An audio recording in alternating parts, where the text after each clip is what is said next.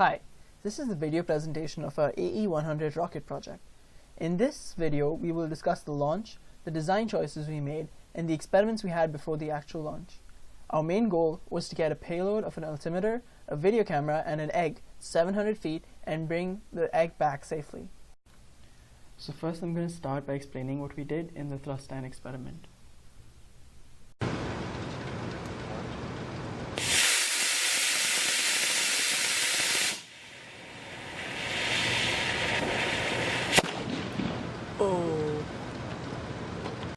So this data here is the data from the thrust stand from the video which you just saw.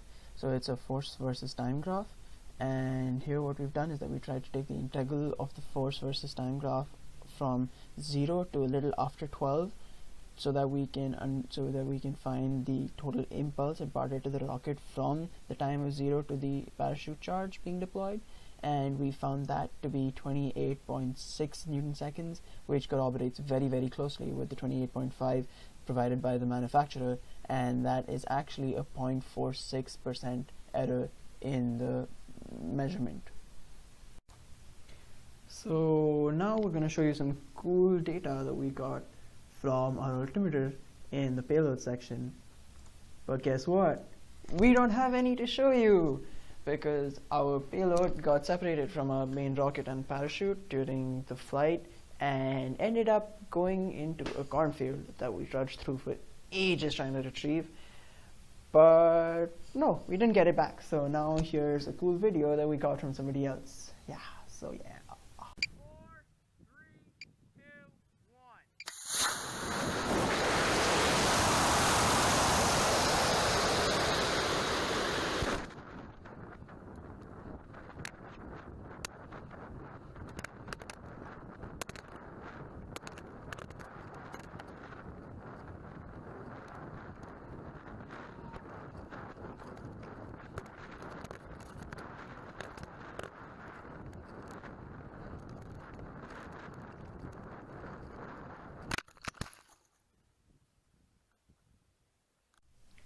And now Matthew is going to talk a bit about the design choices we made and the problems we faced during the flight itself.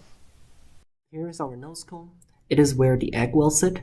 Here is our wake design. We fit the camera and the altimeter in the slots we made out of foam. The top part is removable, so we can put the camera and the altimeter in on launch day.